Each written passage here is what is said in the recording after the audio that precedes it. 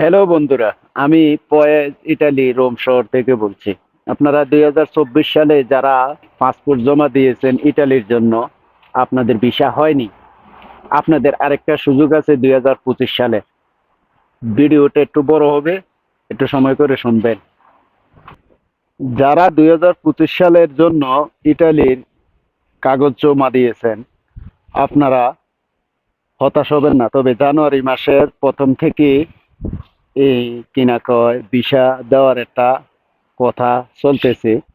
আমি কিন্তু আমার কাগজপত্রের জন্য যে লয়ারের সাথে কথা বলছি ওই লয়ারে বলছে, তবে জানুয়ারি মাস থেকে ভিসার কাজ চালু হবে। আপনাদেরকে একটা কথা বলতে চাই, যারা কাগজ জমা দিয়েছেন এম্বাসিতে বা নিজস্ব লোকেদের কাছে, তা নিয়ে আপনাদের কাছে আমি বিস্তারিত আলোচনা করব। কোন আপন লোকের কাছে আপনি কাগজ জমা দিলে আপনার কাগজটা ইটালি এম্বাসির মাধ্যমে জমা হবে, ওই ব্যাপারে কথা বলবো। ভিডিওটা একদমই টেনে দেখবেন না, দেখলে মিস্টেক করতে পারেন, তাই আপনার ভুল হতে পারে। আরেকটা কথা আপনাদেরকে আমি জানিয়ে দিই, আমি কোনো ইউটিউবার না যে আমি ব্যবসার জন্য আপনাদের কাছে বানিয়ে বানিয়ে কথা বলি, তা না। আমার কিন্তু বেশি দিন হয় না ইটালিতে, মাত্র 18 মাস চলে। এই 18 মাসের ভিতরে আমি আমার মহাজনের সাথে আমি লয়ারের কাছে 4 বার গেছি।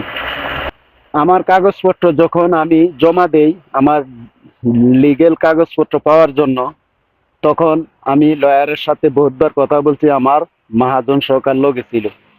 তখন চিন্তা করলাম আমার কিছু আত্মীয় স্বজন আছে, তারা ভিসার জন্য বলছে, তাই আমি ওই ব্যাপারে আলাপ করতে গিয়ে আমি যে বিস্তারিত ঘটনাগুলো জানলাম তাই আপনাদের সামনে তুলে ধরতে চেষ্টা করতেছি। মূলত যারা এম্বাসিতে জমা দিয়েছেন বাংলাদেশও, কেউ অনলাইনে এই আবেদন করছেন, তবে অনলাইন বা বাংলাদেশের এম্বাসিতে সরাসরি যারা আবেদন করছেন, তার চেয়ে সবচেয়ে বেটার হয়েছে যদি আপনাদের আত্মীয় দিয়ে যদি ইটালির এম্বাসির মাধ্যমে আপনার কাগজটা জমা দিতে পারেন, সবচেয়ে বেটার হবে। দ্বিতীয়ত, আপনার আত্মীয় যদি লিগেলিটি ভাবে ইটালি এম্বাসির মাধ্যমে আপনার কাগজটা জমা দেয়, তাহলে আপনার ভিসাটা পাওয়ার একটা গ্যারান্টি থাকে। কেননা এখানে হাজার হাজার লোকে কিন্তু কাগজ জমা দেয়, তার মাঝে অনেকে 2 থেকে 3 জন দালালের হাতে কাগজটা পৌঁছে। তো কারোটা যায় ওই জায়গায় পৌঁছে, কারোটা যায় পৌঁছেও না, কিন্তু আপনার থেকে 300 ইউরো, কারোর থেকে 200 ইউরো, বাংলা হিসাবে 40 থেকে 45 হাজার টাকা গায়েব করে দেয়। তাই আপনারা চেষ্টা করবেন একদম ঘনিষ্ঠ লোক দিয়ে আপনার কাগজটা জমা দেওয়ার জন্য। 2025 সালের কাগজ কিন্তু যারা আগে জমা দিয়ে রাখছে তো রাখছে, আর যারা এখনো দেন নাই, 2025-এর জন্য জানুয়ারি মাস থেকে কাগজপত্র জমা নেবে। পাসপোর্টের পাসপোর্টের ফটোকপি অথবা আপনার ডকুমেন্ট জমা দেওয়ার জন্য, আবেদন করার জন্য জানুয়ারি মাসে শুরু হবে 2025 সালের ভিসার জন্য। আরেকটা কথা, আপনাদের যদি কারো ঘনিষ্ঠ আত্মীয় যদি ইউরোপে না থাকে বা ইটালিতে না থাকে, তাহলে আপনারা কি আসতে পারবেন না? হ্যাঁ, পারবেন। আমি কিন্তু ইউটিউবার না, বারবার বলি, আমি কিন্তু একজন সাধারণ লোক। আমি ইউটিউবার হিসাবে কিন্তু বেশি একটা বুঝি না, আপনারা যাচাই করে চাইতে পারেন। আমার চ্যানেলের ভিতরে ঢুকলে আমি এই সর্বপ্রথম আমি যতটুকু পর্যন্ত নিজের চোখে দেখে শুনে এই জানতে পারছি ওইটাই তুলে ধরছি। আমি কোনো ব্যবসার জন্য আমার এই ভিডিওটা আপলোড দেওয়া না।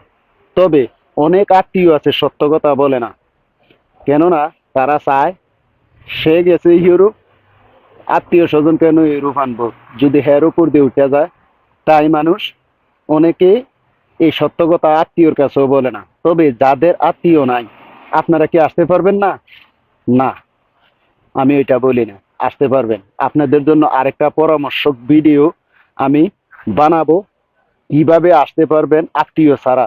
আমি ওই ভিডিওটা আমার চ্যানেলে দিয়ে রাখবো, আপনারা দেখে আপনাদের পরামর্শটা আমি দিতে চেষ্টা করব। ওই ভিডিও থেকে পরামর্শটা নিবেন, কেননা আমিও কোনো আত্মীয় ছাড়া এই ইউরোপে আছি, কোনো আমার আত্মীয় লাগে না।